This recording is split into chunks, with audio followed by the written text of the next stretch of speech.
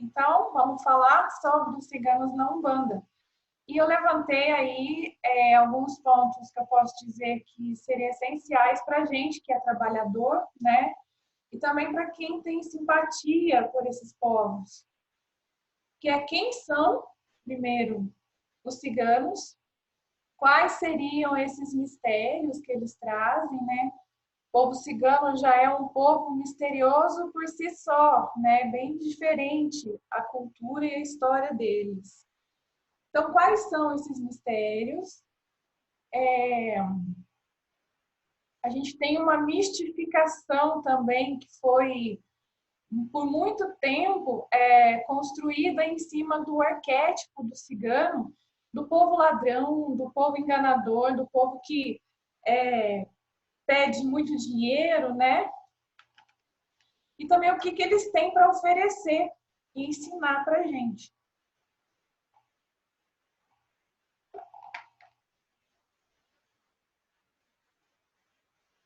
Então, passando aqui para o...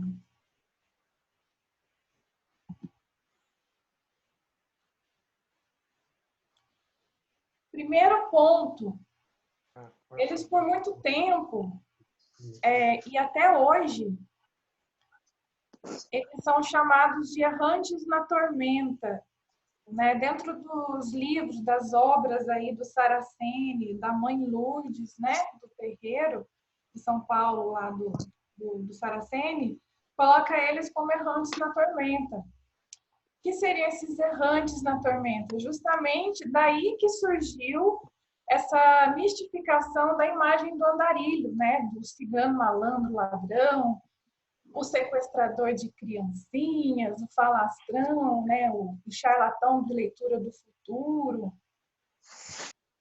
É justamente por eles terem essa cultura de caminhantes, de nunca ter um território fixo, eles foram muito perseguidos por muito tempo, né?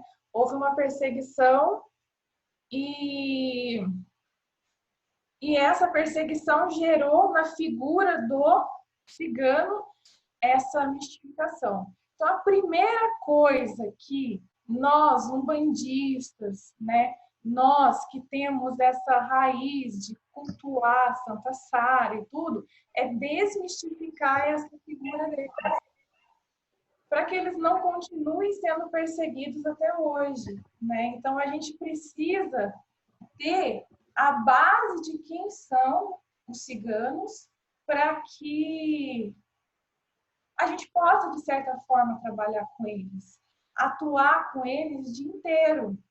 Assim como a gente conhece a cultura milenar dos índios, né, dos caboclos indígenas, né, as tribos, de onde eles vieram, como eles atuam, a questão da manipulação da natureza, né, os pretos velhos que têm aquela forte atuação que vem da escravidão, e todo aquele arquétipo que a gente conhece do boiadeiro, do baiano, a gente precisa ter a base dos ciganos, para perder justamente essa imagem que foi o motivo de perseguição deles por muito tempo.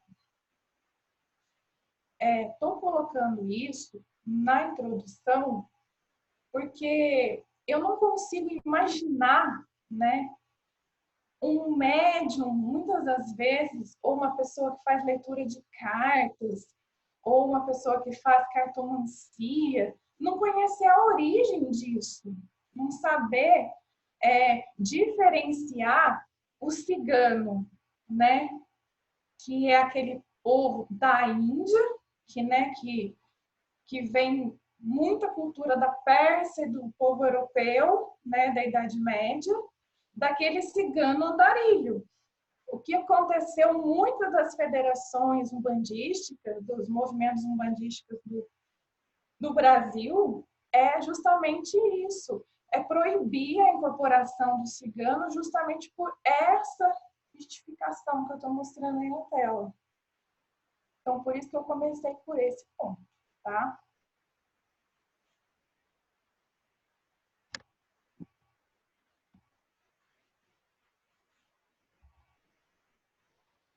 Então, historicamente, vamos falar do cigano terrestre, né? Um passado aí do povo cigano, porque a gente tem que diferenciar o cigano terrestre do cigano espiritual. O cigano espiritual pode ter sido terrestre. Por que isso pode ter sido? Porque assim como a gente fala que nem todo preto velho foi escravo, nem todo cigano que a gente incorpora no terreiro ou em outras manifestações, né, de outros centros, foram ciganos terrestres com essa cultura. Então, por volta de 3.000 anos, né, atrás, na Índia, quando os persas invadiram a Índia, aconteceu uma diáspora. O que foi essa separação? Conta-se na história, né, Mãe Lourdes colocou, que teve um turco, né, que surtou com essa perseguição dos ciganos, da forma como eles estavam invadindo colocou invadir assim alguns acampamentos, e resolveu extinguir eles. Então houve essa diáspora. Então eles se separaram em dois grupos principais, né? Na verdade se separa de várias formas, mas como eles se dividem em hierarquias de clãs, então, né, nas tribos indígenas existe o pajé, existe as hierarquias deles, né? A gente tem no grupo cigano também os clãs. Então, um grupo que era os Pecons, né, foram para a Europa, e outro que era o Beni, foi para a Síria, o Antigo Egito e a Palestina. Então, hoje a gente tem vários ciganos que são dessas descendências, tá?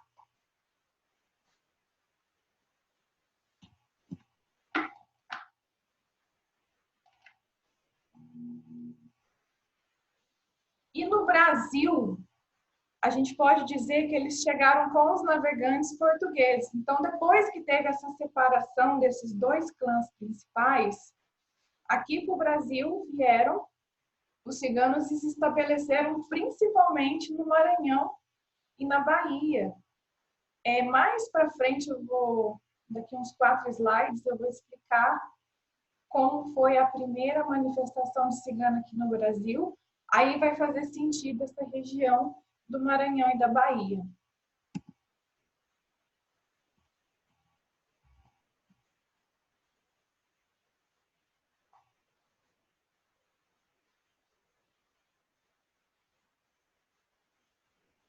A gente pode dizer, então, que eles possuem um código próprio de honra, né?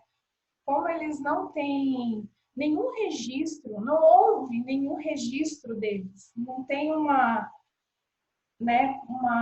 escritura onde foi registrado quem foram eles ou algum fator histórico deles. Mas existem, né, as condições de famílias que foram passando e contando que pode narrar isso com mais certeza.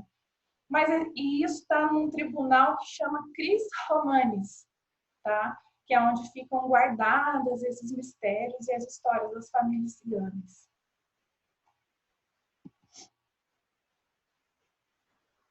Diante dessas histórias que tem nesse tribunal, eles colocam que o DNA do povo cigano é muito semelhante ao DNA de ferreiro, dos ferreiros e santibancos, que é da Europa medieval, né? Que já eram povos vistos por desdém do restante da sociedade.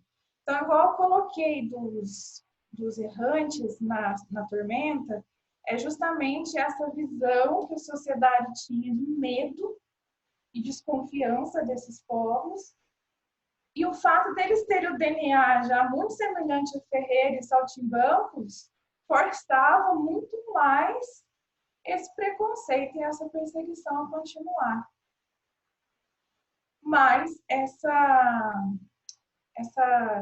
essas regiões onde eles acampavam precisavam muito deles, né? Eles exerciam aí trabalhos voltado para conserto de metais, principalmente de cobres, né? E as moças, muitas das vezes as mulheres, né, as burguesas procuravam as ciganas para poder fazer a leitura, né, de artes divinatórias, que eu vou falar daqui a pouquinho também. Então, por mais que tivessem medo e desconfiança, eles precisavam deles.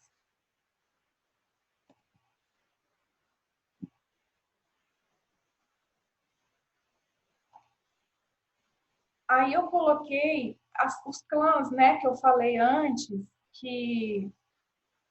Deixa eu minimizar aqui para conseguir enxergar. A forma como eles se dividiam, os banjaras, que é os clãs que eles categorizaram. Então, tinha os caçadores do centro-sul da Índia, que são os Hakpiki. Essas palavras são em Romani, tá? Que é o idioma do povo cigano. Os que trabalhavam com metais, que são os Godialohá. Os pastores de ovelhas, cabras e camelos, que é os Rabahi. Os fabricantes de pulseiras, colares e coroas, que são os Kouá. E os dançarinos, músicos e acobratas de circo, são os Calibilhas, os Nat e os Botas. Então, esses são os principais clãs daqueles 2 agrupamentos que se dispersaram depois daquela diáspora que teve na Índia, tá? Existem várias formas deles se apresentarem, vários agrupamentos, porém, esses são os banjaras, que são os principais e que são os mais fortes atuantes no plano espiritual em termos de arquétipo e característica fisionômica que eles se apresentam para a gente, para que possamos identificá-los como povo cigano, tá? Porque, igual eu falei, no plano espiritual, nem todo cigano foi cigano. Então, ele pode se apresentar como um hindu, como um povo da Índia, e a gente achar que é um oriental, que é um espírito da linha do Oriente, que existe diferença também, principalmente de grau de evolução. Só que hoje eu vou falar só do povo cigano para não confundir com a linha do Oriente, tá?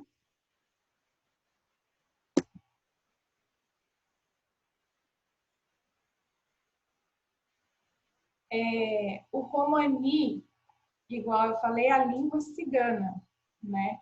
É uma língua ágrafa, ou seja, ela não é escrita. Ela é ensinada de forma oral pela família ciganas. Então, uma língua ágrafa, muitas das vezes, ela é até mantrada, é como se fosse uma linguagem cantada. Então, a forma como eles falavam, eles tinham movimento na palavra e também movimento no corpo, virava quase que uma libra. Que um exemplo que eu coloquei desse linguajar é uma frase que eles sempre convidam as pessoas. Não quer dizer que num terreiro, um médium precise falar o romani ou precise falar o espanhol, por exemplo, que é uma linguagem muito comum desses povos, principalmente as ciganas que lidam com a dança flamenca. Não é regra. Se ele fala o romani, o médium, e fala o espanhol, é porque o médium tem domínio sobre aquela língua. Então, não precisa ficar, nós, enquanto aprendizes, ficar lutando internamente para expressar um linguajar. Muitas das vezes vira um portunhol e a gente não consegue passar a essência da informação, por exemplo, para o consulente, pessoa que está lá precisando de um esclarecimento e a gente está tentando criar um idioma para ficar cada vez mais caracterizado com esse povo, porém a informação muitas das vezes não acontece, né? A essência em si não acontece. Eu estou colocando aqui a questão do Romani, porque o Opachá é do Romani. E muitas das vezes as entidades saudam com Opacha, o Opachá. E isso significa justamente salve, só. Ou axé, né, da Umbanda. Questão da alegria. Que o povo cigano tem muito, né, dentro do arquétipo. Então, o povo te faz dançar. Né? É o Manuchá Kevelantu. Então, não dá para eu falar o povo te faz dançar. Séria.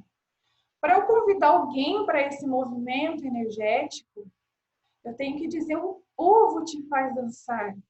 Justamente, o Pachá é uma língua, né, ágrafa. É isso que é uma língua que não é escrita, porque não dá para se pronunciar exatamente como se escreve, né?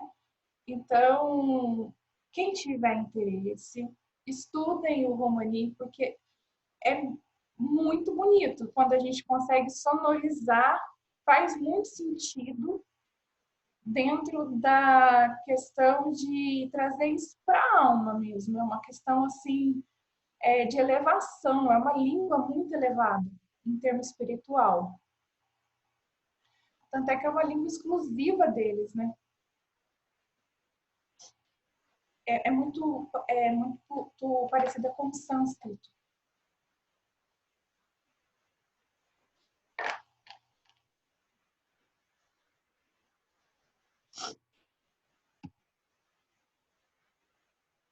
Aqui eu coloquei a questão dos vagões ciganos, né? A carroça.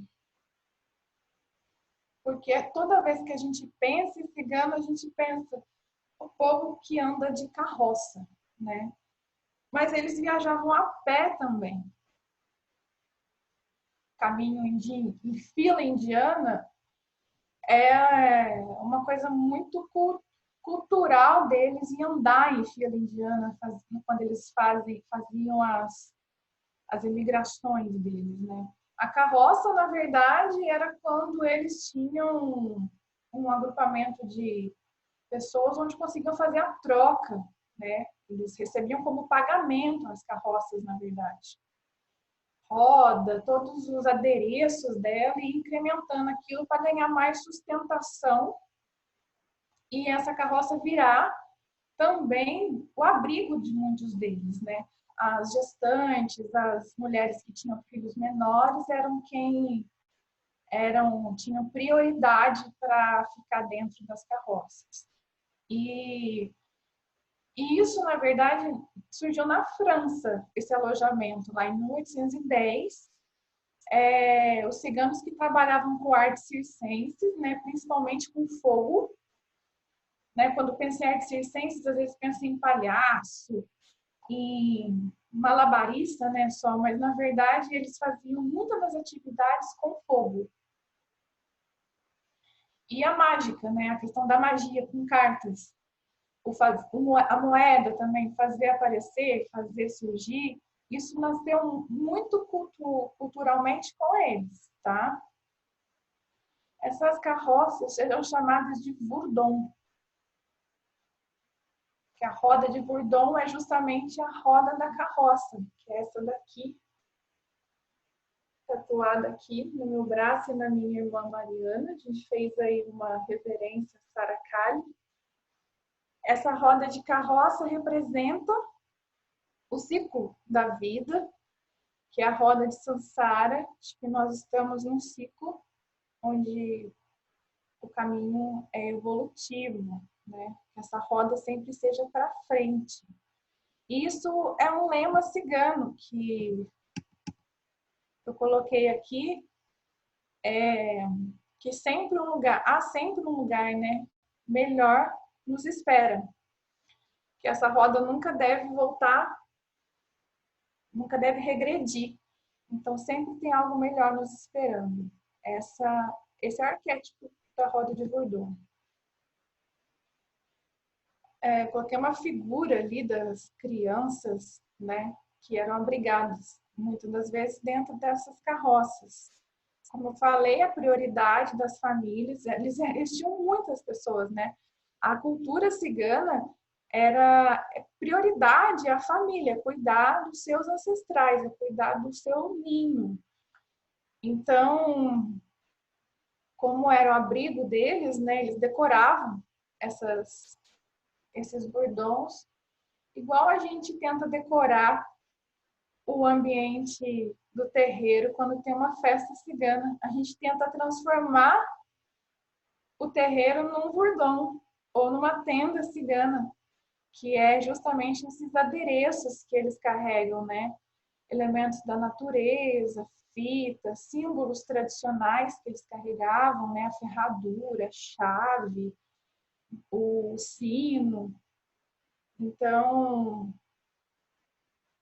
tem muita significância essas carroças para eles, justamente por ser o portal de repouso, o portal, muitas das vezes, que abrigava essas famílias.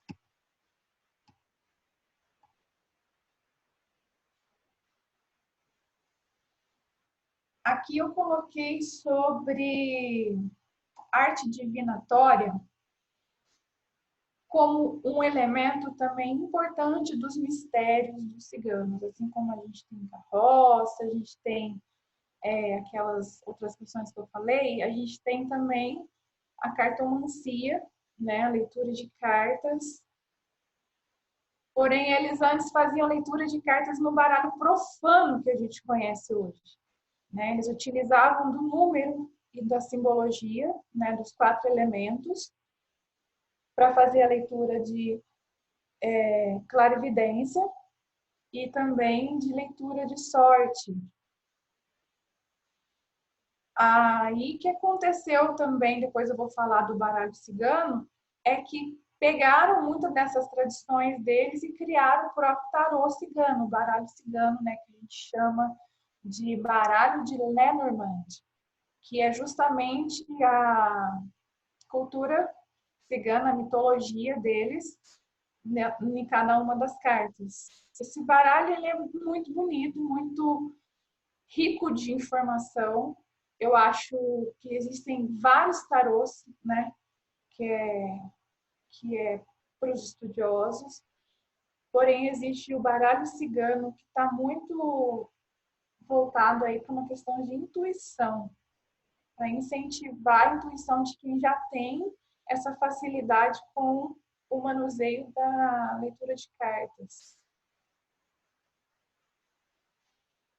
A quiromancia também era uma prática muito comum, né, a leitura das mãos, e isso elas não tinham conhecimento técnico nenhum, né, dessas linhas geométricas, dessas linhas do ocultismo, que hoje a gente consegue estudar dentro da Cabala, junto da Árvore da Vida, a questão de científica e técnica dessa leitura das mãos. E de onde que elas recebiam essa aptidão? Eram das suas ancestrais. Então, a avó que passava para a filha que passava para o neto, e assim ia, e elas nunca perdiam essa cultura, né? Aí o que aconteceu é que hoje, muitos dos pedintes, né, dos andarilhos, eles utilizam dessa leitura de sorte, porém, não é algo assim que respeita essa ancestralidade. Eu acredito que é muitas das vezes uma questão de oportunismo, né, que traz sim uma questão cultural, mas uma forma oportunista de conseguir a propina, de conseguir o dinheiro fácil. A gente vê isso hoje pelas ruas. Aí eu coloco, se nós somos umbandistas, espiritualistas, que conhecemos da questão de vidas passadas, e a gente traz para hoje, né, tanto conhecimento, tanta fonte de informação, que nem as obras, os livros, dentro do ocultismo e da cabala, se a gente soma isso junto com uma predisposição que a gente já tem de outras vidas, a gente pode exercer um trabalho muito rico dentro das artes divinatórias, né? Seja da cartomancia, da quiro, da leitura do destino através da borra do café, a oculomancia também, que é a leitura dos olhos, né? Tem alguns ainda, xamãs principalmente, que fazem a leitura do voo das aves, né? Então, o médium de hoje, ele tem que conhecer, ele tem que estudar para poder, de repente, despertar nele uma pontinha de uma vivência que talvez ele já teve numa outra existência e que praticada agora de forma mais rica na questão de aprofundamento técnico, a informação e a ajuda que a gente pode oferecer para aqueles que buscam amparo é muito maior, né? Muito mais, vamos dizer, com propriedade. A questão das artes divinatórias que a gente pode colocar é que, por exemplo, eu faço leitura de cartas. É algo que eu utilizo através de um conhecimento técnico, porque eu estudei para aquilo. Porém, eu tive facilidade para aprender. Por que eu tenho essa afinidade? Por que eu tive essa liberdade, muitas das vezes, autonomia de conhecer esse aprofundamento, né? Então, eu posso trazer para mim, fazer uma análise interna se eu não estive nesses tempos. Mas não é só porque eu estive, é uma questão de afinidade. E isso a gente vai entender a hora que eu for falar da afinidade do povo cigano com a Umbanda, tá? Eu percebo que o nosso guia, o nosso pai de santo, o irmão Gustavo, ele tem uma facilidade muito grande também com artes divinatórias. Ele faz com muita facilidade leitura de runas e eu não faço. Eu não tenho habilidade nenhuma com aquelas simbologias. E é uma coisa que eu acho interessante ele aprofundar de onde vem. E runas é uma arte divinatória que está totalmente voltada para essa questão magística desses povos, né? A gente tem pessoas no grupo nosso que já teve revelações de leitura das águas, do movimento das águas, de conseguir fazer a leitura do elemento água. Precisa aprofundar, conhecer, saber o porquê e como é que faz essa leitura, né? Eu falo isso porque, gente, não é assim, vou incorporar uma cigana e vou fazer a leitura de cartas. Se a pessoa não tem afinidade com aquilo, isso não vai acontecer de uma hora para outra. Ela precisa estudar, precisa adquirir conhecimento técnico. É a mesma coisa da questão do idioma. Não é porque eu vou incorporar cigana que eu vou sair falando romani. Se eu não conheço, eu não vou falar. E se quem está me ouvindo não conhece, não adianta nada eu querer falar. As duas partes precisam entender desse idioma, entende? E a leitura de cartas, quiromancia, dados é a mesma coisa. Se eu não consigo filtrar a informação para passar para o outro, aquela informação não está servindo de nada. Um exemplo, supondo que eu vire uma carta, sai a torre.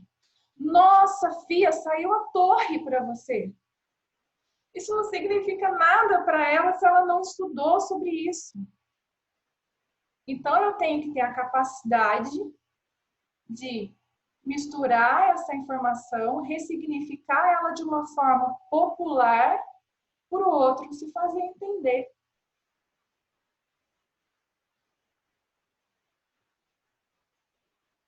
Mais para frente eu vou continuar sobre esse assunto, tá?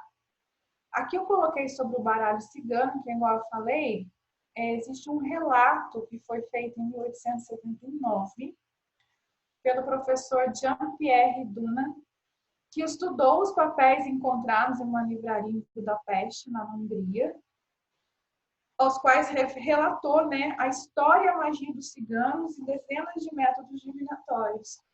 Foi através dessa análise que esse professor fez que nasceu o baralho cigano, que é o tarô de Lenormand. Tá? Então, quem quiser comprar esse baralho, estudá-lo, vai passar a entender, através dos arcanos, a história do povo cigano.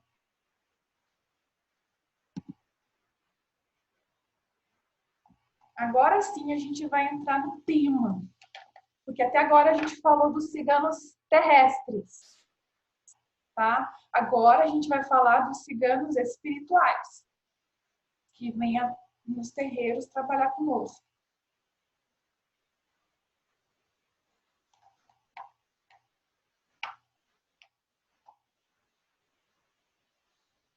Então, a primeira pergunta: por que esse povo foi escolhido, desculpa, pelo plano espiritual para se unir aos templos de Umbanda?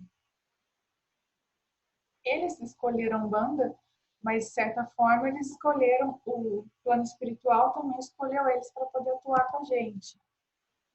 Se a gente levar em consideração que a Umbanda ela é uma via evolutiva, ou seja, ela é integradora de todos os povos e etnias, faz sentido a simpatia do povo cigano com esses templos. Por quê? Se eles têm essa filosofia de liberdade, da questão de busca pelos próprios padrões, né? Eles se encaixam na linha de Umbanda por questão de afinidade, justamente pela questão do amor e da caridade, né? E principalmente pela questão da música, da dança, dos elementos fogo que a gente utiliza. Então a gente começa a associar muita coisa, muitos elementos que são semelhantes às vivências que eles tiveram, né? Então a sintonia com Umbanda, ela nasce justamente com essa identificação com os toques de atabaque, né, com os pontos cantados. Aí se pergunta, e os terreiros que não têm atabaque? Mas tem música, tem palma. Eu não consigo imaginar um terreiro sem ponto cantado, né? Aí não é terreiro. É centro espírita, é outros tipos de trabalho, né?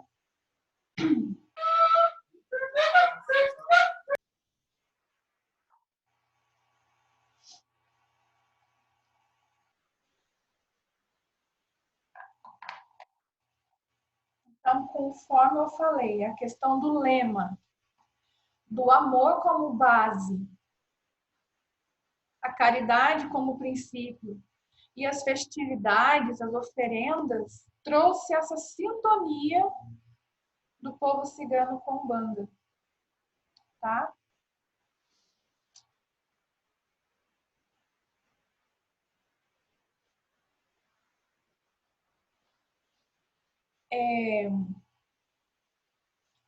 Antes de eu ir para o próximo slide, existe também o grupo dos ciganos espirituais que buscaram nos terreiros de Umbanda uma ajuda, uma parceria para auxiliar o grupo de espíritos ciganos que trabalham para a via evolutiva,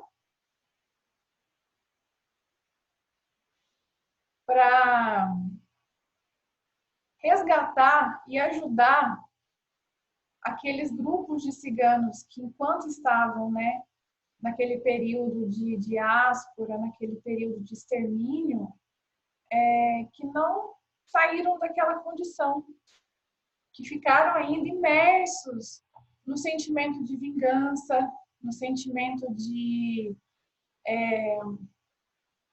fracasso, no sentimento de não ter conseguido levar aquilo como uma luta pela liberdade. Então, aqueles espíritos que foram exterminados dentro da história, que a gente coloca que tiveram 2 milhões de espíritos ciganos que moravam nos acampamentos nazistas, que houve o genocídio, muitos deles foram encaminhados para colônias espirituais, onde eles puderam exercer uma via evolutiva, mas grande parte continua ainda naquela condição, igual eu falei, de estagnação. Então, esses clãs, que são linha de frente dos povos ciganos, buscaram nos terreiros, através dos trabalhos de resgate, através do desenvolvimento mediúnico, principalmente, esse amparo para ajudar a trazer esses irmãos, esses outros clãs ainda que precisam de um encaminhamento espiritual. Daí nasceu essa sintonia e hoje eles estão conosco aí exercendo um trabalho de linha de proteção, tá?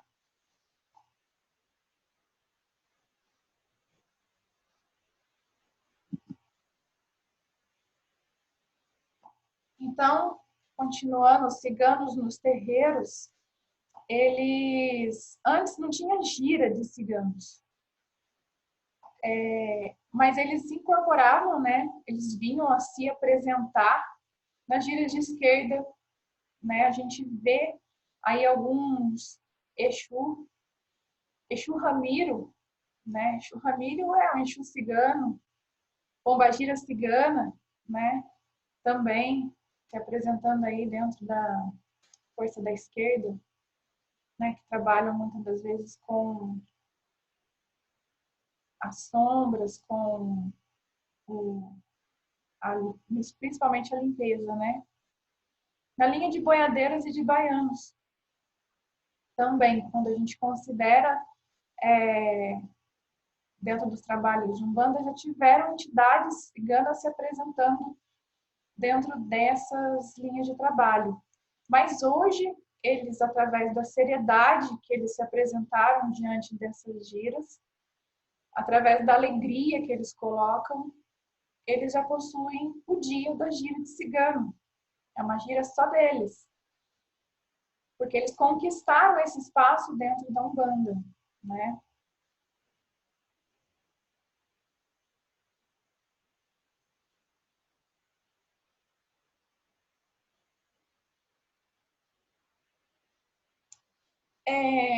Antes de eu ir para o próximo, é bem importante também falar da proximidade que eles têm conosco, que nós estamos encarnados. Assim como os caboclos índios, os ciganos também são as linhas mais próximas da gente, decorrente da nossa ancestralidade, né? Da região que nós estamos no Brasil. A ligação mais forte que temos é com os caboclos índios e os ciganos. Quando a gente olha para a história, né, dos nossos ancestrais, a gente identifica isso com muita clareza. As linhas que conhecem os mistérios da natureza são os caboclos e os ciganos, os filhos do vento.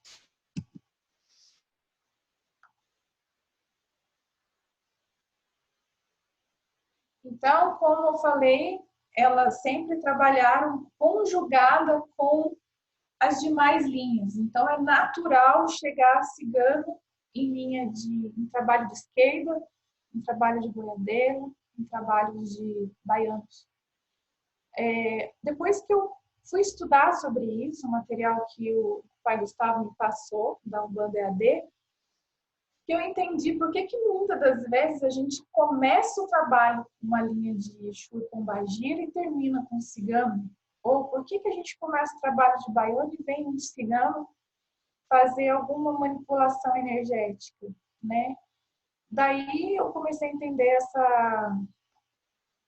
essa conexão e afinidade que eles têm com essas linhas, que é principalmente o elemento fogo. Quando a gente começa a conhecer esses arquétipos, a gente começa a entender todos esses mistérios das linhas. E isso é fantástico.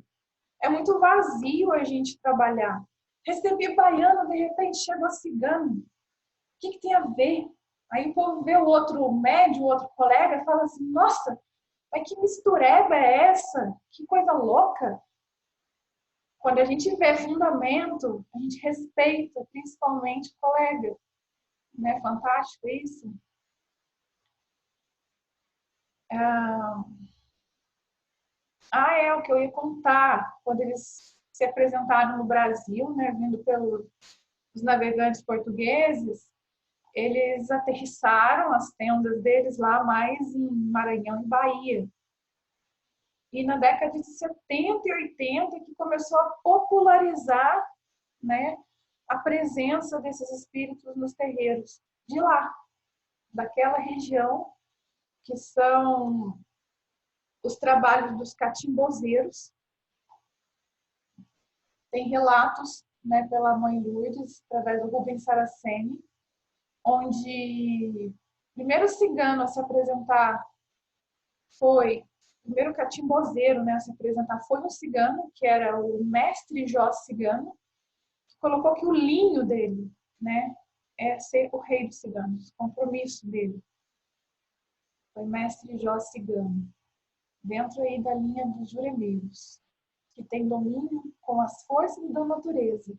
Mais um mistério para a gente entender desse povo, para não ficar só naquela mistificação do espírito que pede ouro em troca de um esclarecimento, ou do espírito que toca um pandeiro, toca violão, dança em volta da fogueira e traz alegria para a gente, né?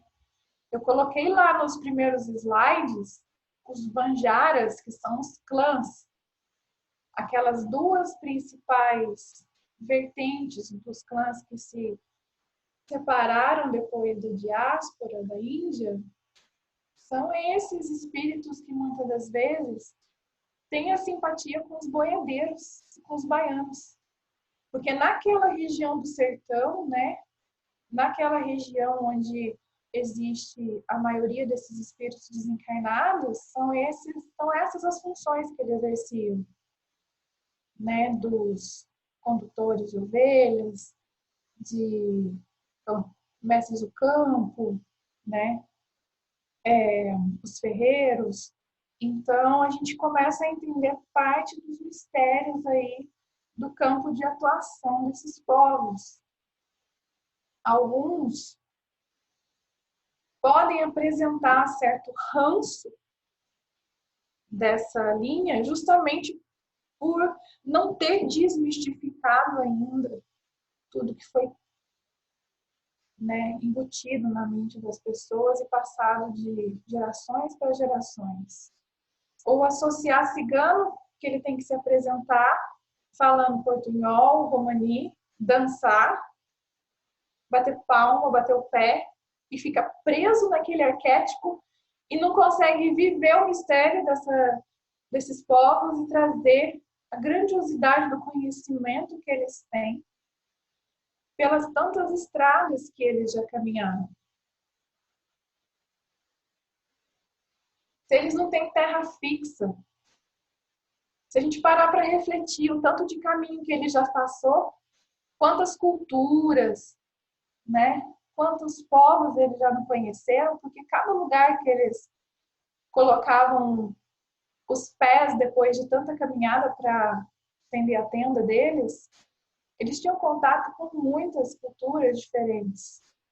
E de lá surgiu muito conhecimento. Muitas das vezes eles fugiam dos perseguidores nas aldeias.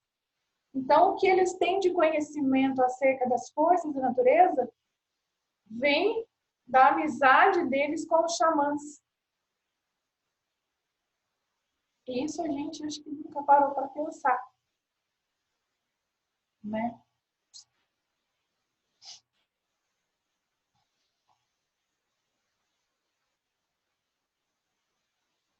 Quando a gente pensa em cigano, a gente traz um mistério de liberdade, né? Existe um outro lema deles de que no ponto da Santa Sara traz muito forte isso, a questão de liberdade. Só que libertação não é a questão de liberdade daquele povo que a gente conhece hoje. Vou para a rua, vou defender a pátria, vou sair, vou bater panela. Não é dessa liberdade que a gente está falando, não é de anarquia, né? Teve toda aquela questão das perseguições no passado, né, diante da, da sociedade, querer extinguir eles. E isso foi bilateral. Da mesma forma que houve um medo, a desconfiança da sociedade para com o povo cigano, foi do povo cigano para com a sociedade de maneira geral. Então, quem não era cigano, para eles, quem não era gadé, né, quem não era da cultura cigana, para eles, não era de se confiar. Então, eles traziam muito essa desconfiança também. E uma da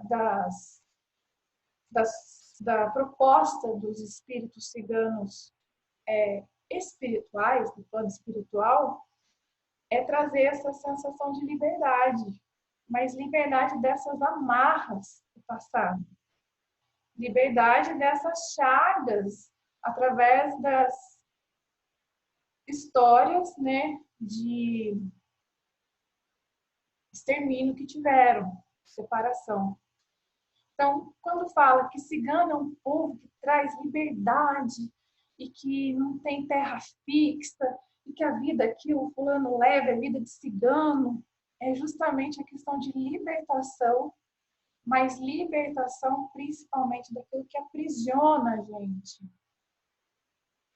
Quantas vezes as pessoas não procuram a gente no terreiro, ou um colega de trabalho, um amigo, vem e fala assim, vou mudar daqui, não aguento mais ficar nesse lugar, nessa casa, ou eu vou sair desse trabalho, vou sair da cidade, preciso ir para outro lugar.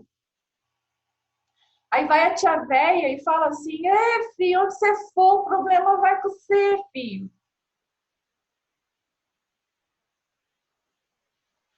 Isso é ditado cigano. Onde nós formos, o problema vai estar conosco se a gente não libertar aquilo que está aprisionando a gente. Então, esse é o mistério dos ciganos que eles trazem para a Umbanda através do esclarecimento, principalmente diante do atendimento fraterno. É ajudar a gente através da música, através das artes divinatórias, através da dança, a desgarrar dessas prisões internas, ressignificando todos os sentimentos. Tá? Então, pensou em cigano, pensou em liberdade, não vai bater panela, não é cigano isso, tá? Existe uma outra questão que precisa ser respeitada dentro desse sagrado, que é a libertação interna.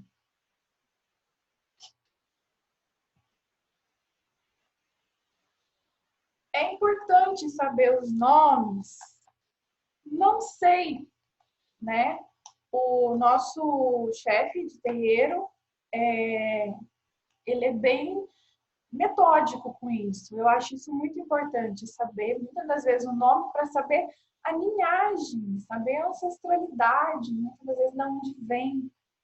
Mas isso para a gente, enquanto aprendiz, enquanto estudioso, para entender por que a cigana Esmeralda trabalha comigo. Por que que a cigana Carmelita trabalha com a outra colega? Quem são elas, né? Então, nomes é importante para aprendizado do próprio médium. Para quem vem consultar com a gente, eu acredito que não tenha relevância.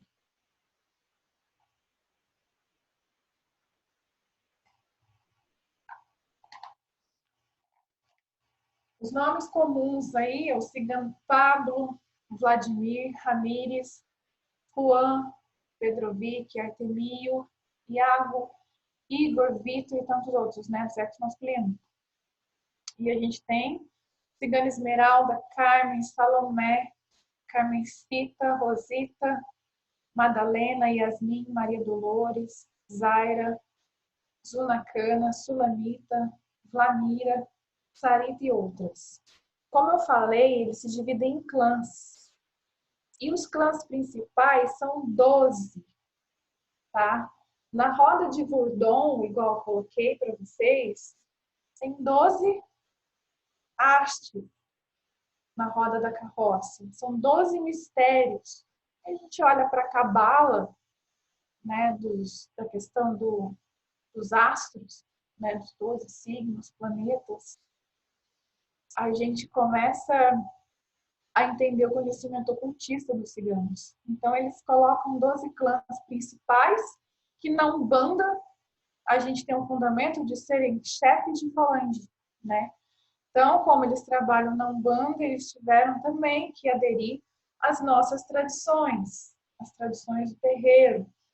Então, existem aí as entidades chefes de falange que eu li nessas obras para levantar esse estudo foi Cigana Salomé, a Ramírez, Samiro, Artemio, Sarita, Sulamita.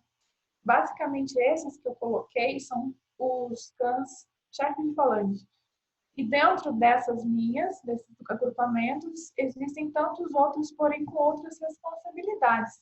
Da mesma forma do caboclo, do boiadeiro, do preto velho, eles se aderiram aos fundamentos da Umbanda, tá? Então, vai vir a falange de Salomé, vai vir a falange do cigano Ramírez, entendeu? A saudação do povo cigano, né, dentro da Umbanda Sagrada, eles colocam como olé e arriba. O pachá veio da Umbanda Esotérica. Quando eu fui buscar de onde surgiu isso, foi da Umbanda Esotérica, tá? Então vai ser muito comum ver cigano saudando o terreiro assim que eles são chamados por olé, oriba, tá bom?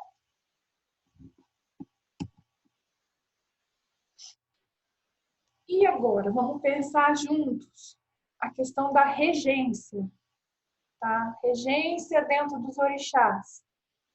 Se a gente coloca que eles não, que eles trabalham em paralelo com todas as outras linhas, então eles são regidos por quem, né? Quando a gente pensa na questão da potência mediúnica, de evidência dos ciganos, né? Que tem facilidade de ver o futuro, ver a condição do futuro, a gente tem a mãe do espaço-tempo, que é a mãe Oiá. Então, eles podem ser regidos pela mãe Oiá, se for olhar por essa questão. Eles percorrem todos os caminhos, né? Eles não têm caminhos fixos, eles não são donos de um caminho só. Quem não é dono de caminhos nenhum, né? É Pai Ogum. Pai Ogum é dono de todos os caminhos. Não tem problema, bem, já entrei no celular.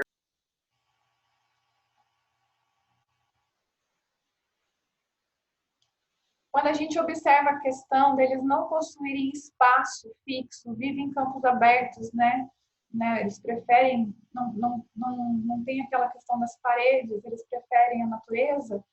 A gente tem Pai Oxalá, que é o dono do espaço aberto, dos campos sagrados abertos. podem ser regidos por Pai Oxalá, se for olhar por esse mistério. Então, filhos dos ventos, né, dominam aí os ventos, as tempestades, traz esse mistério também. Temos a Mãe Anção. Eu destaquei a questão, a última observância, que é a questão da fogueira, né, deles dominarem o fogo nas artes circenses, na questão da ancestralidade deles, e as mulheres usarem as salamandras nas danças ciganas. Esse é um mistério das saias longas, né, o elemento, o vento que faz o movimento das saias, faz espalhar o fogo sagrado, o fogo divino. E a dança cigana é uma dança do elemento fogo. A dança flamenca, ela é uma dança do elemento fogo. Elas fazem um movimento onde elas trazem para o espírito e solta para a terra. Traz para o espírito e solta para a terra. E isso a gente encontra dentro do arquétipo da mãe Egunitá, que está muito ligado ao sincretismo de Santa Sara Kali, né? Que são as divindades aí manifestadas na questão da liberdade. Não, a gente colocou antes a questão da intensidade do sentimento. E o pai Benedito de Aruanda, ele revelou isso a Rubens Saraceni, né, sobre essa manifestação nos terreiros, que ia tomar conta, na verdade, dos terreiros, para que a gente tivesse mais contato com essa forma, né, de simplicidade, mas também de intensidade e potência na questão da força da mãe militar. Não é tão trabalhado assim de forma rotineira nos terreiros.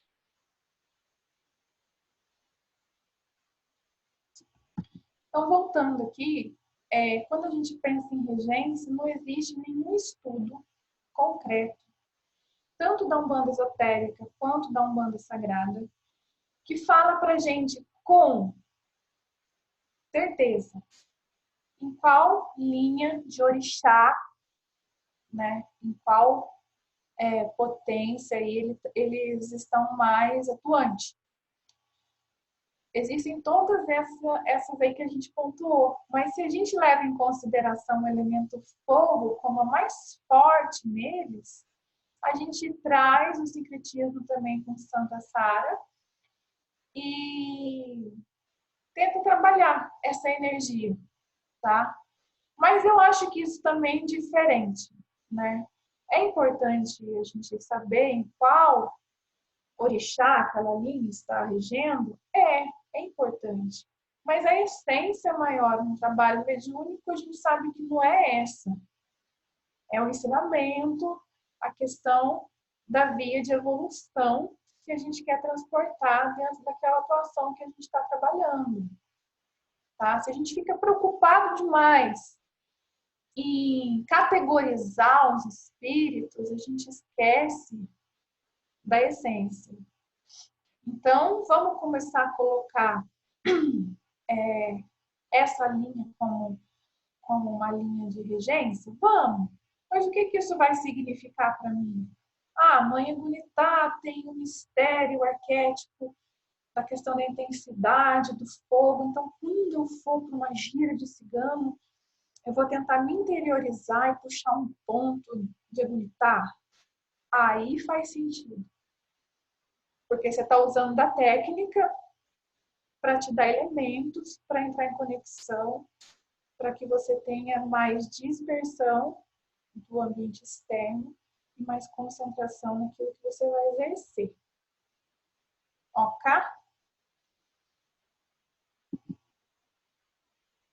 Falamos de Egunitá, né?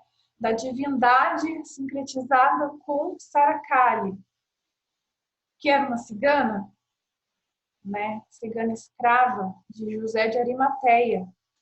E ela era negra, né? Então, as apresentações aí que a gente tem de imagens de Sara Kali, ela é negra, né? E veste aí o lenço dela azul, que é um mistério, um axé, para manipulação de energia.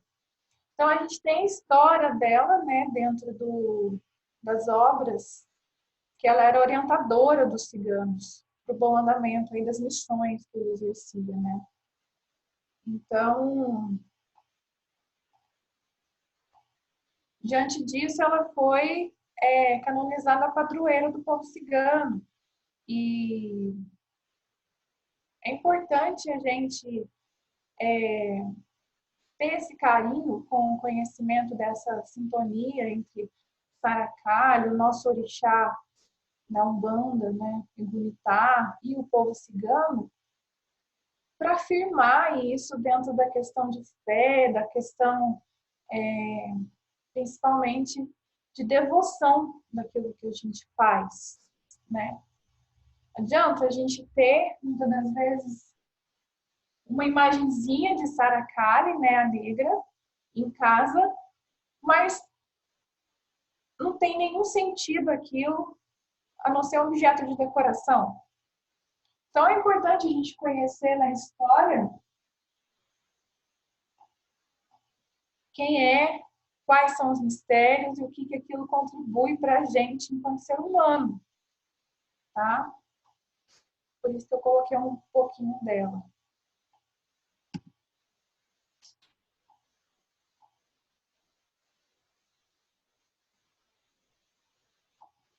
A questão do assentamento na Umbanda.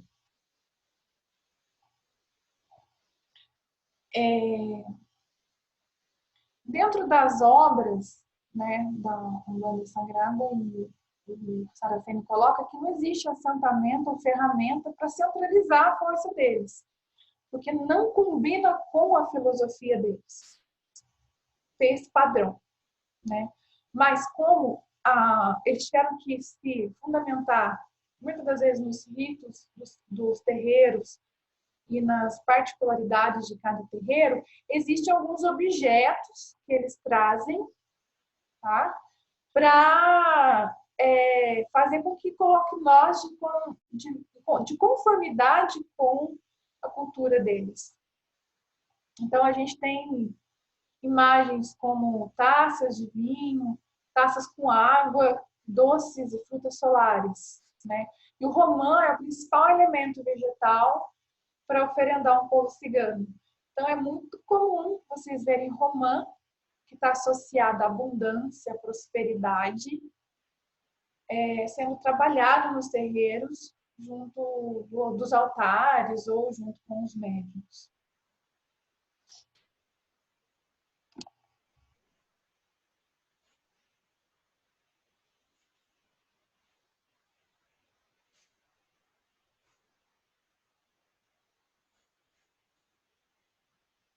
Então, continuando, dos objetos que eles no caso, utilizam como trabalho, é muito comum moeda antiga, fita de todas as cores, né? A questão das cores também está muito voltada para a alegria, para o sentimento de alegria, de festa mesmo. E isso também está muito próximo do baiano, né? As fitinhas do Nosso Senhor do Bonfim.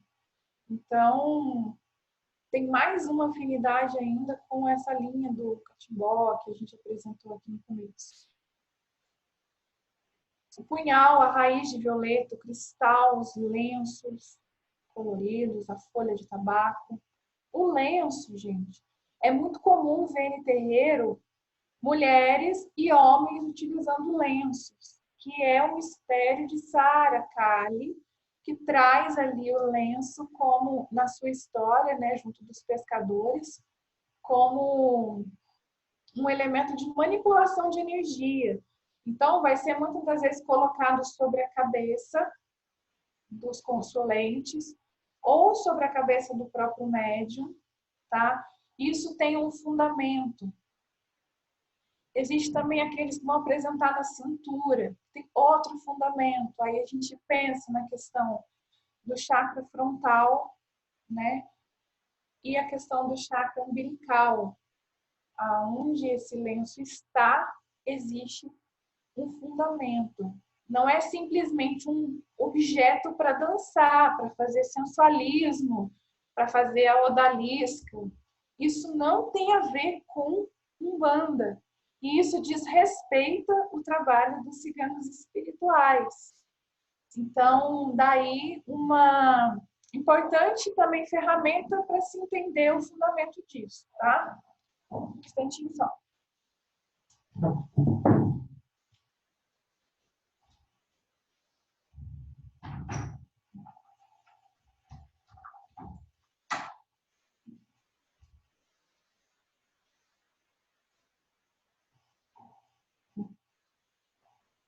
Eu falei do lenço, né?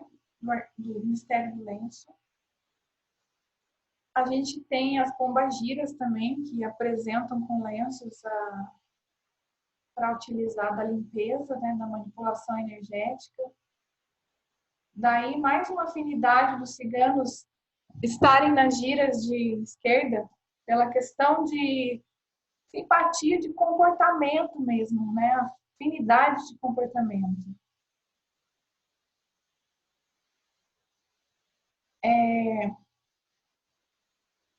As pedras coloridas, né? Aí a gente tem que entender a questão dos mistérios das pedras, das plantas, dos cristais. E eles eram conhecedores milenares de magia. Então, as portas de terreiros, a porta dos agrupamentos que atuam dentro dos trabalhos de ocultismo e cabala, convidaram eles, ó, vem para cá, enganaiada, que aqui vocês vão poder exercer tudo isso, porque a gente tem médiums lá que tem afinidade com isso, e vocês vão poder trabalhar bastante com isso. Aí eles, pô, mas aqui no astral a gente também trabalha, mas aí existe um outro elemento, que é a questão da energia animalizada, né, igual a gente conhece, através dos estudos, que só nós, enquanto encarnados, temos. E quando isso foi colocado para eles, eles falaram, pronto, agora sim a gente vai conseguir exercer a nossa magia de forma muito mais intensa. Os perfumes, né? A questão dos cheiros, incensos,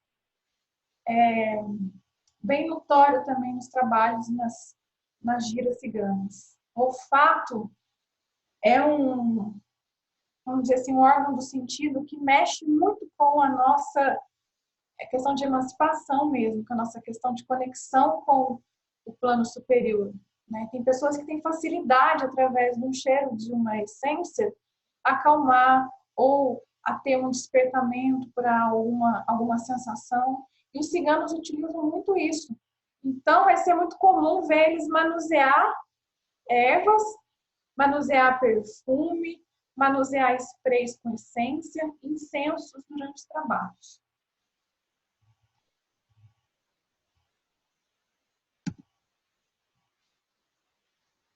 A questão do mistério da fogueira, que eu vou tentar resumir cada um desses elementos, tá?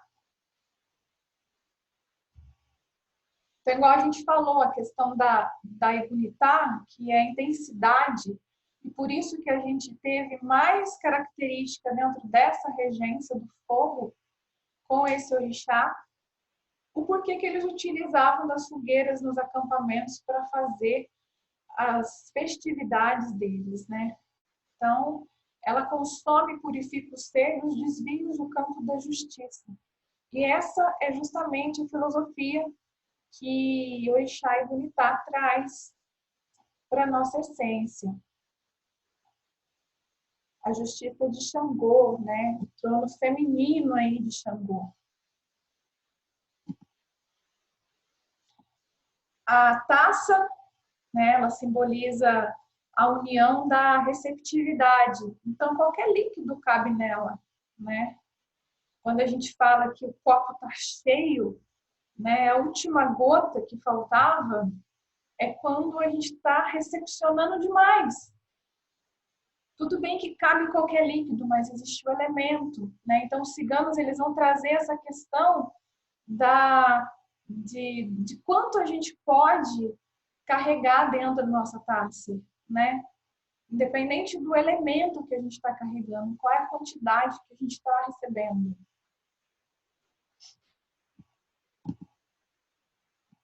A chave, ela simboliza a solução, né? A abertura de portais para atrair solução para os problemas. Então, aquelas amarras, né? Aquelas questões que estão travadas, muitas das vezes vocês vão ver ciganos com um pêndulo, uma correntinha, às vezes até de barbante, bem raiz mesmo, com uma chave.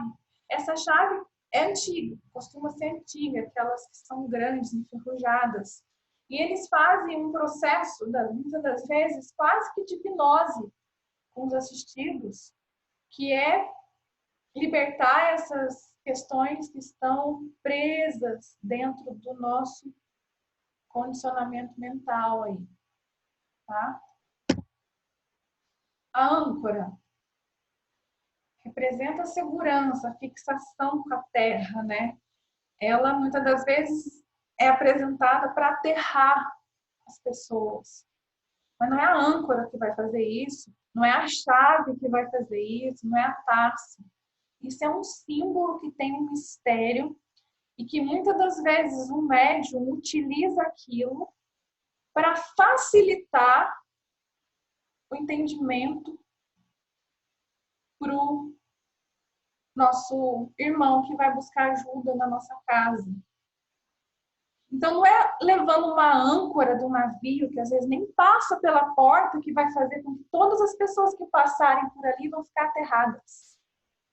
Mas é um símbolo que vai trazer, através do nosso conhecimento, toda vez que eu olhar para aquilo, eu vou lembrar. Preciso fixar. Preciso sair do mundo das ideias. Preciso resolver os meus problemas com segurança e equilíbrio. Então, esses mistérios dos ciganos, através desse monte de objeto, é uma magia simbólica para facilitar o entendimento através de coisas profanas mesmo, né? Porque às vezes eu estou falando com um consulente. Tá vendo essa pedra rosa? Ela é uma pedra de Mãe Oxum, chama quartzo rosa. Se você conseguir uma dessa, ou se você mentalizar ela toda vez que você sentir que você não está trabalhando o amor dentro de você, você pode mentalizar ela. Isso vai trazer para você uma ressignificância, porque ela é a pedra de Oxum, então ela é a pedra da questão da sensibilidade, do amor. Isso é popularizar o nosso conhecimento técnico enquanto umbandista, estudioso das questões espirituais e ocultistas, para aqueles que batem a nossa porta. Não é encher de elementos a nossa bolsa e ir para uma gira com tudo isso dentro e falar, agora é a hora da moeda, agora é a hora do sino, agora é a hora da âncora. Entende isso? A importância da gente conseguir discernir o momento de usar esses elementos ou até para presentear aqueles que estão diante da gente, precisando daquele mistério, de trabalhar naquele mistério.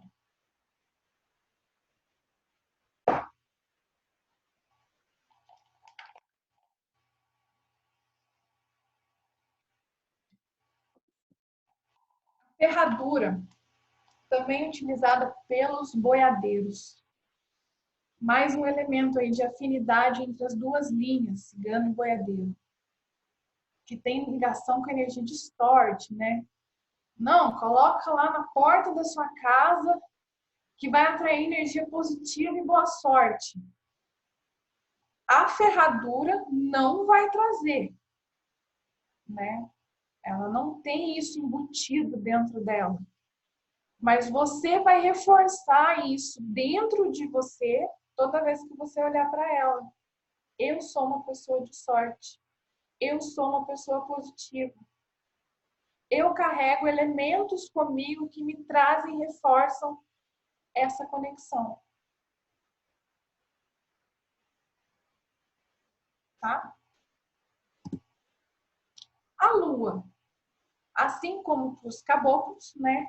Os ciganos também fazem essa leitura magística das fases lunares, principalmente na questão do campo feminino, no atendimento com as mulheres. Né? Vai ser muito comum ouvir ciganos ou ciganas dando uma orientação para uma mulher sobre uma mutação que vai ocorrer aí com a semana dela diante da fase da lua que está aproximando e qual que é a oportunidade dela nesse momento, tá? Dentro do mapa astral, das questões de estudo da astrologia, se o médium tem conhecimento disso e está numa gira cigana, é muito mel para ele trabalhar. Vai vir muita informação e isso é base, eu acho que para grande parte dos trabalhadores é entender da questão da astrologia, da influência dos planetas, dos signos, não dentro do zodíaco, mas dentro da cabala, para a nossa atuação enquanto médiuns umbandistas, tá? Para a gente não ficar só naquela questão de caridade, de questão de perdão, de questão de família e fraternidade. A gente precisa estudar para ir à frente e poder atuar com esses espíritos, tá? Os feiticeiros do bem. A moeda, né, antiga, com a questão da ancestralidade, principalmente se for da família. Eu acho que a Fernanda, nossa irmã aí, que tem coleção de moedas antigas aí da família dela, aproveitar aí esse simbolismo de prosperidade para atrair aí abundância, de justiça relacionada justamente à riqueza material. Então vai ser muito comum eles passarem às vezes simpatias, trabalho na mata, trabalho com fruta, para trazer prosperidade. Então vai numa gira cigana, vai estar lá conectada, pede um papelzinho, uma caneta, me ajuda na questão material, a questão da abundância, né? A questão de colher aí frutos de prosperidade. Vocês estão entendendo a importância de saber de cada um desses símbolos para entender o que pedir ou por que as pessoas procuram muitas das vezes o terreiro Nigira de Cigana? É muito homogêneo o padrão de pedidos que tem nesses agrupamentos. O punhal é utilizado praticamente em todas as linhas de frente da Umbanda, né? Principalmente de esquerda, mas com esse elemento curvado, basicamente é de boiadeiro e de cigano, tá? Porque os ferreiros, eles faziam vários materiais a pedido dos clientes deles, e o que sobrava, eles criavam artes fantásticas, né? Muito dos metais, do ouro que sobrava, eles faziam, inclusive, dentes para ele. Então, foi muito tempo mistificado, inclusive, que os dentes de ouro deles eram baseados em ouro roubado. Mas era matéria-prima que muitas vezes era sobra, um pouquinho que fosse, eles emantavam o cobre e faziam esses materiais. Daí surgiu o punhal como simbolismo de força e poder, tá? Que é o mesmo mistério que os boiadeiros trazem.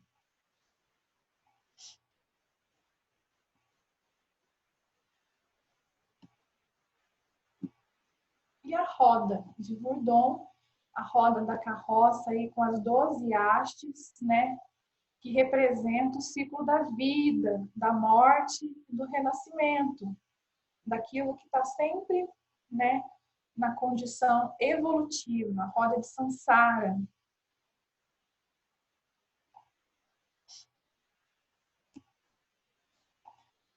A gente falou de todos esses aparatos. Aí entra uma questão do máximo de cuidado que a gente tem que ter para não exagerar. Se a gente exagera demais, a gente entra numa questão mediúnica ou anímica do fascínio.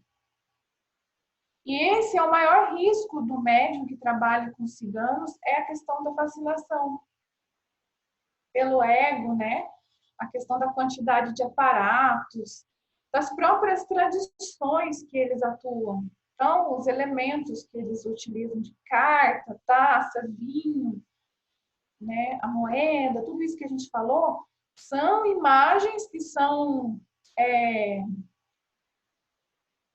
tem todo o mistério, todo o significado, porém isso pode causar um deslumbre daquele que atua. E a pessoa que está ali consultando entra num processo assim, de comparação. Meus colegas vão poder concordar com isso. Das vezes, o que está lá buscando ajuda olha para o outro médico e fala: nossa, mas aquele lá tem uma taça dourada e a sua taça é de plástico. Então, o poder dele é maior do que o seu. Vou consultar com ele. E fazem isso. Entram num processo de concorrência de quem tem mais aparato. E isso leva, muitas das vezes, aquele que está sendo vislumbrado ao fascínio.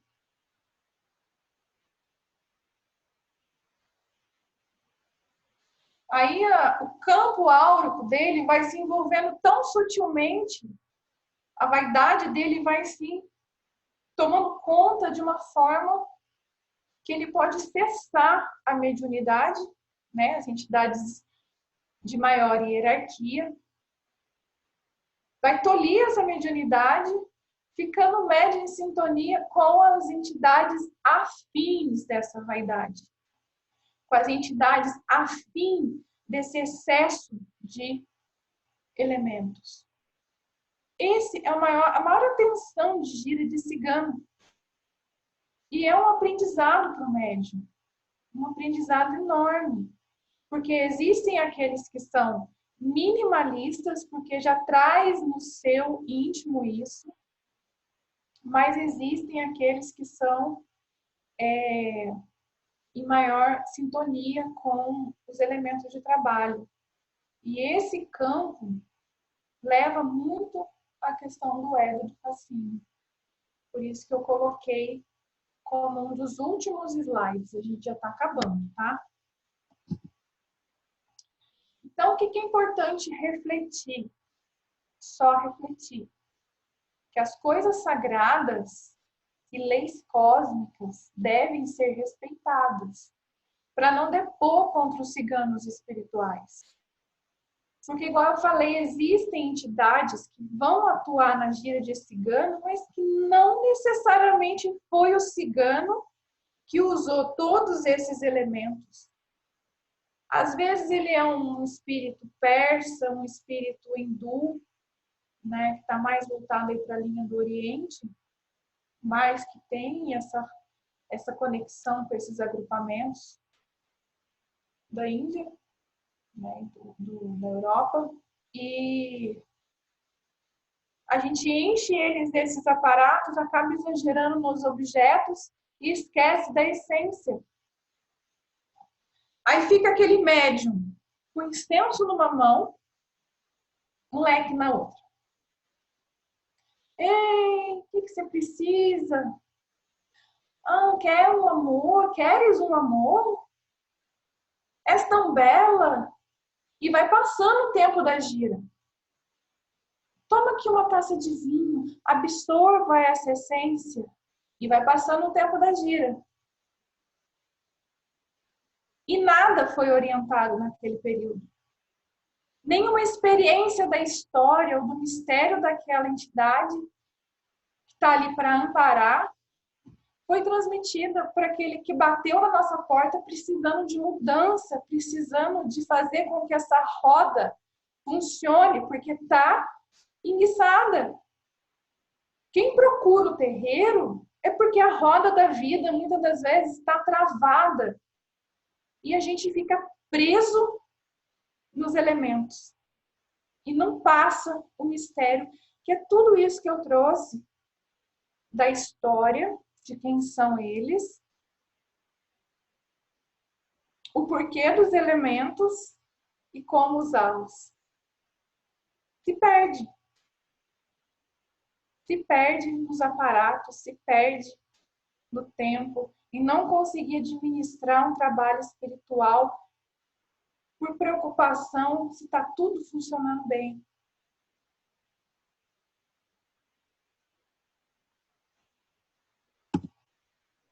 Então, o que precisa para trabalhar com o povo cigano na Umbanda? Para fazer a caridade com o povo cigano ou com qualquer um dos espíritos que procuram a Umbanda, que é uma via de evolução, igual eu coloquei, né? Ela integra grupos de várias etnias e raças, de várias culturas com uma única afinidade. O propósito de sintonizar os espíritos, né, esses espíritos desencarnados, a fim de um único propósito, um único bem, que é ajudar na questão da evolução, na questão de melhoramento da humanidade. Então não precisa de moeda, de taça ou qualquer outro elemento. Precisa de médium humilde, amoroso, disposto a sintonizar com o trabalho da Seara de Cristo, abrindo o coração para o amor incondicional e sem julgamentos a favor do avanço moral e ético da humanidade. Vai numa gira de cigano? Vai abrir uma gira de cigano? São esses sentimentos que o médium vai ter que despertar assim que se colocar à disposição do plano espiritual. Em qualquer gira. Em qualquer gira. Em qualquer situação da vida. Diante daquele que procura as casas ou uma orientação através do diálogo fraterno em qualquer lugar.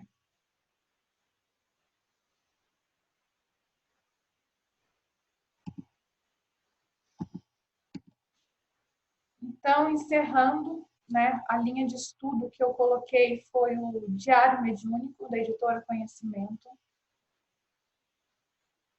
O estudo em Orixás na Umbanda, que é uma plataforma da EAD, que foi meu irmão que compartilhou, Gustavo. O livro Orixás na Umbanda, da editora Madras, também foi uma fonte de consulta, que é do Alexandre Cumino. O livro Doutrina e Teologia da Umbanda Sagrada, do pai Rubens. E o livro Orixás Ancestrais, também do pai Rubens. Para quem trabalha com a Umbanda, essas são as obras essenciais para entender dessa linha, que é uma linha de heróis desconhecidos. Eu chamo de heróis desconhecidos porque ela é uma linha que está aí da década de 70, 80 trabalhando com a gente. Então, a gente precisa conhecer ela, né? Mas, se você está assistindo, não trabalha, só gosta, tem simpatia, ou mesmo você, enquanto médico, quer indicar para um consulente que não é um estudioso da Umbanda, mas tem afinidade com as questões de reencarnação, de ancestralidade e tudo, a gente indica esse livro que é o Mirka, A Saga de uma Vingança, que é um livro psicografado, tá? Da editora Madras também, que trata justamente daquela época que a gente contou no começo, onde houve a diáspora do povo da Índia. Então, ela é ambientada na Espanha, ela é aquele segundo grupo que teve que ir para a Espanha, e lá tem um pano de fundo que é justamente essa oposição entre os ciganos e os povos, e as outras pessoas.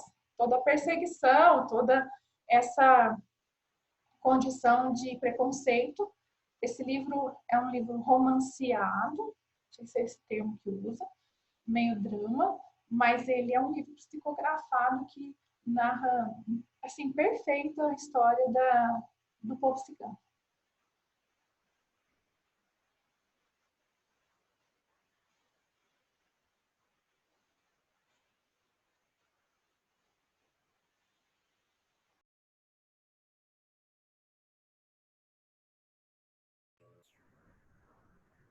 Pedi aí para o meu assessor técnico liberar todo mundo do áudio para conversar.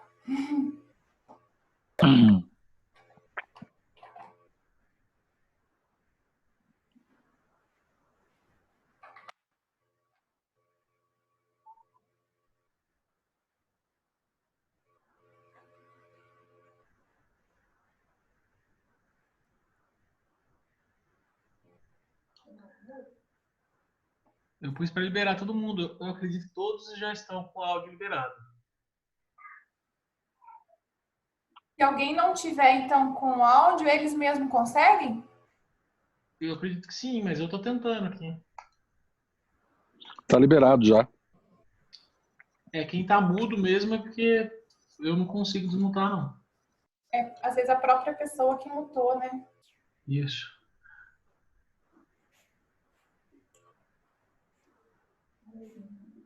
Fazer uma pergunta. Quem não é do terreiro, que é visitante, gostaria de fazer alguma pergunta, fazer alguma colocação, trazer um pouco do seu conhecimento, fique à vontade.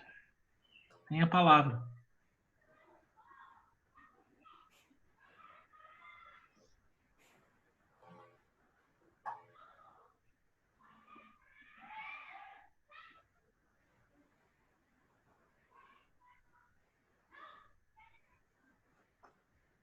A Márcia, a Laísa, o João, Thaís, um que é o iPhone, não tá sem nome.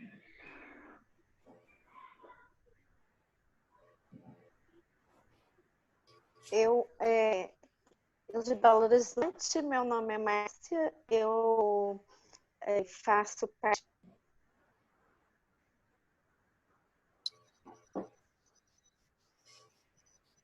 Travou.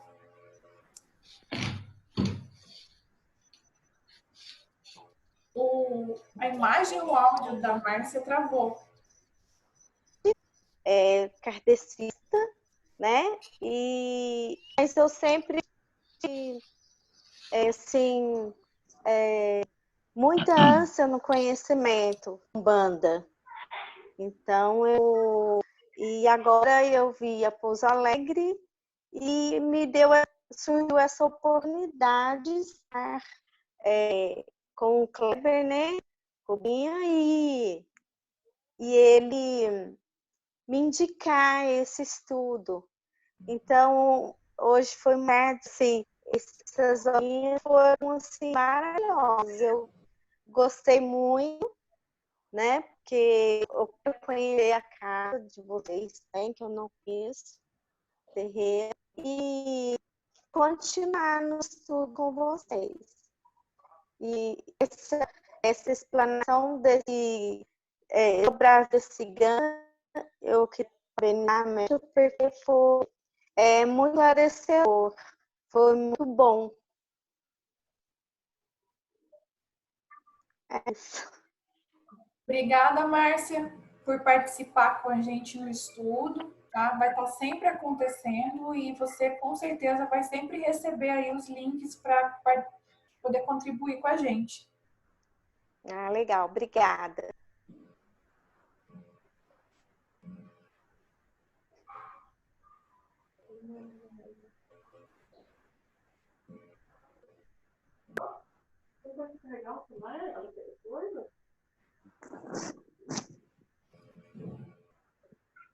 Karen, a Laísa está te agradecendo pela palestra.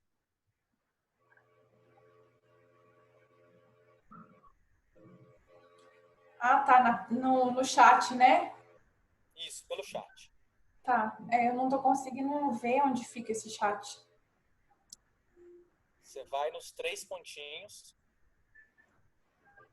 Ah, tá, vi. Alt H.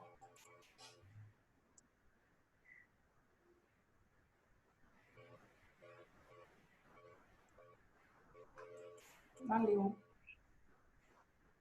A Laísa, ela é uma irmã que trabalha na Colônia Esperança, então ela conhece bastante como é que é a raiz cigana do pessoal lá da Colônia Esperança de Santa Sara.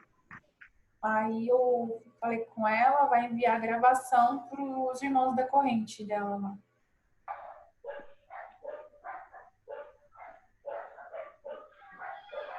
Bom, acredito que não tenha mais perguntas. Como é que tá? Vinho? Pergunta não. Só dar os parabéns pra você, foi ótimo, cara. Muito legal. Parabéns, Karen, pelo material. Cheguei atrasado, mas da metade em diante aí foi muito bom o conhecimento. Tá gravado. Vou ver, pode ter certeza. Também, Karen, quero agradecer, viu? Foi muito esclarecedor para todos nós, principalmente para mim, tá? Muito obrigada pela explanação. Obrigada, minha irmãzinha. Então, Eu sou meio arcaico nesse negócio de internet, né? Não tenho muito dom da oratória, mas eu gostaria muito de agradecer pelos ensinamentos, pela divisão de conhecimento, viu? Gratidão por tudo, e nos próximos estudos eu com certeza estarei novamente com vocês. perfeitamente. Gratidão. Pô, Karen,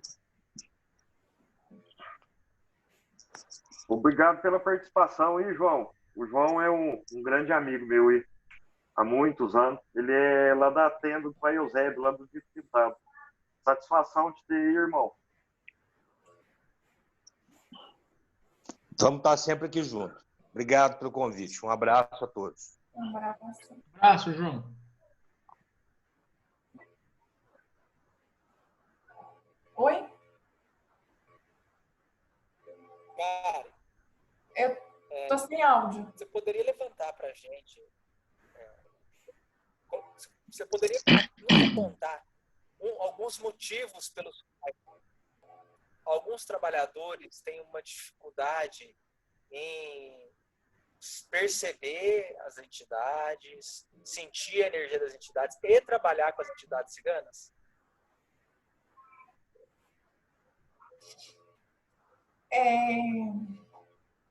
Eu acredito que a maior dificuldade de um médium em trabalhar em qualquer linha, em qualquer agrupamento de espíritos que venha, é justamente a questão de afinidade somada ao conhecimento, tá? Porque muitas das vezes envolve a antipatia fluídica daquela linha, mas também envolve essa questão de falta de embasamento e fundamento de como aquela linha atua, e fica muito preso, né, racionalizando o comportamento ou de como vai atuar numa linha de cigano ou numa linha de boiadeiro, que seja, e acaba cessando essa conexão. Quando eu coloquei no final que a melhor forma de se conectar com esse grupo de trabalho, com os clãs ciganos, é essa questão da amorosidade, né, e do sentimento de intensidade mesmo, a devoção. A devoção, acho que é o principal elemento para a gente trabalhar com essa linha. E a gente percebe que os médiuns, talvez, que tenham mais dificuldades, não são os que têm menos devoção, mas são os que são um pouco céticos acerca dessas orientações que vêm do plano espiritual dos espíritos que estão ali para trabalhar. Eu falo isso pelos marinheiros. eu tenho uma dificuldade muito grande de receber marinheiro. Mas não quer dizer que eu não vá receber. À medida que eu passar a conhecer a linha do marinheiro, eu ainda não conheço. E olha que eu tenho Iemanjá como chefe, como orixá de frente, né? Então, por eu não conhecer, eu crio certas racionalidades e a minha mediunidade realmente fica mais com irradiação das sensações corpóreas do que a incorporação em si para ajudar aqueles que estão ali para a gente poder orientar. E eu acredito que com os ciganos seja a mesma coisa.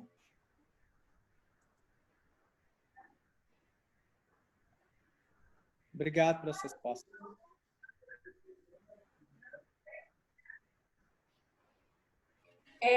Eu não sei se o Binho ou o pai Gustavo, até a mãe Cris, tinha conhecimento. Eu só passei a conhecer essa história depois que eu fui ler, em que os nazistas exterminaram 2 milhões de ciganos nos acampamentos. E quando eu li isso, assim, eu tenho facilidade de entrar emocionalmente em qualquer história, mas me deu uma angústia muito grande, porque 2 milhões de ciganos em acampamentos nazistas é um número muito grande, né? Então eu fico pensando como que foi isso e onde estão esses espíritos, se todos eles foram resgatados, né? E quando eu fui entender a afinidade deles com a Umbanda, em que os ciganos espirituais buscam nos terreiros uma parceria com a gente para resgatar esses espíritos, eu abri uma luzinha assim e falei, não, vou falar com o pai Gustavo e mãe Cris, a gente precisa ajudar eles, né? A gente tem uma missão aí, mais uma responsabilidade de uma gira cigana. Além de colocar todos aqueles adereços, de colocar fita, fazer comida gostosa, fazer tudo aquilo, existe uma carroça aí que precisa ser montada, encher a bagagem ali atrás, trazer eles para a gente ajudar. Eu acho que esse é um sentimento de parceria e caridade que a gente nunca parou para pensar.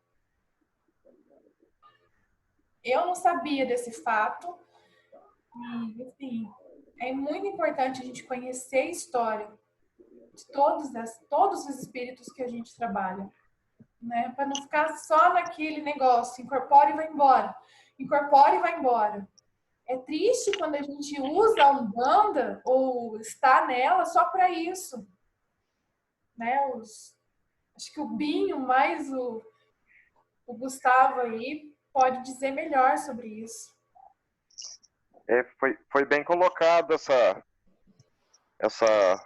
lembrança sua da parte dos nazistas. Realmente eu já li sobre isso também.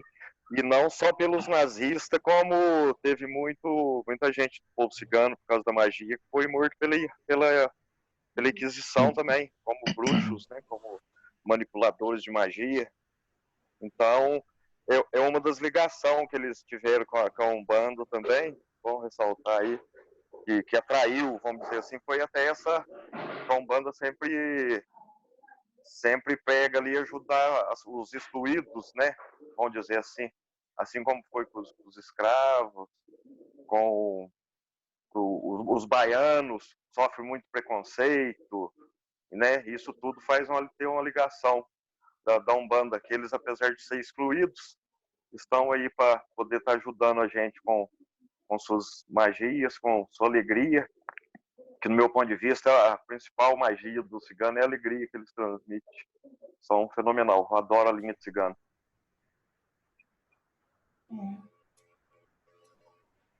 E pegando o gancho aí do Garrincha, né? Desculpa, mas eu não consigo te chamar por outro nome. Tranquilo. Se você não gostar, você fala. Não, imagina, maioria do povo me chama de Garrincha, tranquilo, pode falar. Se você não gostar também, você fala que eu vou perguntar teu nome para poder saber, porque eu não sei teu nome. Teu nome é Garrincha, é outra conversa. Falou, João. E pegando a deixa dele aí, o povo cigano, pela sua liberdade de vivência, né, de não criar raízes, uma dos pontos que eles conseguiram se ligar muito à Umbanda foi porque eles foram muito excluídos na Europa, né? Por não ter essa coisa de raiz, de ser sempre viajante, de estar cada dia em um determinado lugar e de ter uma vida sofrida e de labuta, assim, porque eles trabalhavam com negociação, não com plantio, como foi a maioria dos povos, né? De cultura dos povos. Eles eram chamados de ladrões e de enganadores pela liberdade de poder viajar e estar em cada lugar, né, em determinada época.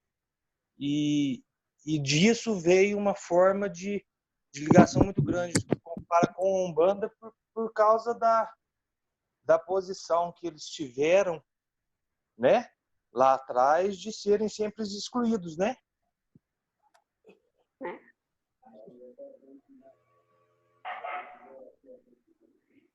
Exatamente, irmão. Eu coloquei lá no começo da palestra justamente essa abordagem dos espíritos ladrões, né? Os ciganos, eles precisam até hoje passar por essa desmistificação. Até hoje eles sofrem essa perseguição dentro dos terreiros. Existem terreiros que não atuam com os ciganos por preconceito. Eles descem nos terreiros, eles vão dispostos a trabalhar, e os médiuns não conseguem identificar, não conseguem entrar em conexão por preconceito. Às vezes tem pomba-gira e Exu que os médiuns recebem, que são ciganos, mas eles não identificam que são, para que eles possam exercer o trabalho deles. Então, eles, como se diz, camuflam a identidade e atuam de forma totalmente, vamos dizer assim, autônoma, sem se apresentar, sem colocar o mistério dele, né? Por conta dessa mistificação que foi criada.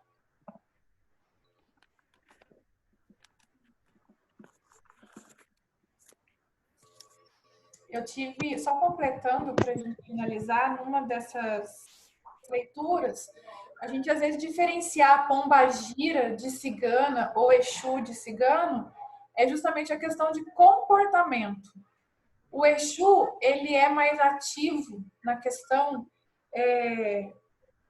incisiva de falar. O cigano, ele é mais amoroso e utiliza muito da questão da dança e do movimento. E a pomba-gira, ela não tem tanto a sensualidade da cigana na questão da dança.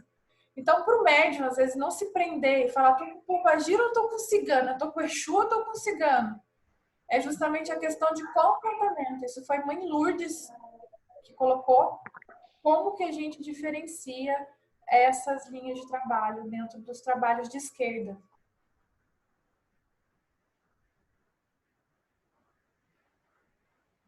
É só mais uma pontinha aí de conhecimento para a gente buscar entender melhor. Tá? Muito bom, cara. Obrigada pela oportunidade. O meu dirigente aí, que me deu essa confiança. E convida aí os outros irmãos para uma próxima.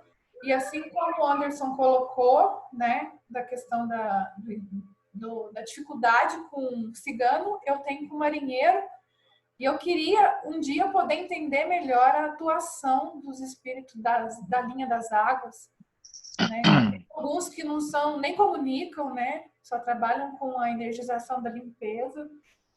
Como que é isso aí? O Fernando, marido da Marlizinha, me passou um livro bacana sobre entidades do mar.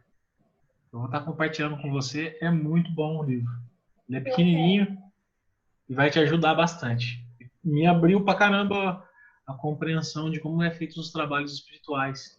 É um livro espírita, romanceado, mas só que é muito bom o livro. Perfeito. Oi, Oliver.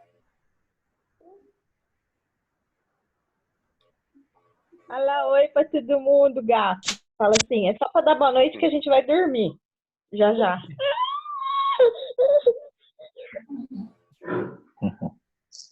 Então tá bom, gente. Gracinha. Pode encerrar, Gustavo. Quero agradecer a todos, né? Principalmente os visitantes. A gente vai tentar manter esse canal agora de estudo ad eterno. Isso faz bem para a nossa comunidade, né? Para a gente manter esses estudos. E fica sempre o convite aí para os irmãos que têm a mesma sintonia aí da Umbanda. A gente sempre aprende e ensina também. Isso que é o mais importante. A Karen, nossa ciganinha encarnada, agradecer você grandemente. Perfeita a palestra. E assim que terminar de converter aqui o vídeo, eu já mando no nosso grupo. E a gente, se precisar, a gente compartilha com quem de direito e quem quiser assistir novamente ou passar para alguém que acha que deve ter esse conhecimento também. Muito obrigado a todos. Já estou parando aqui a gravação.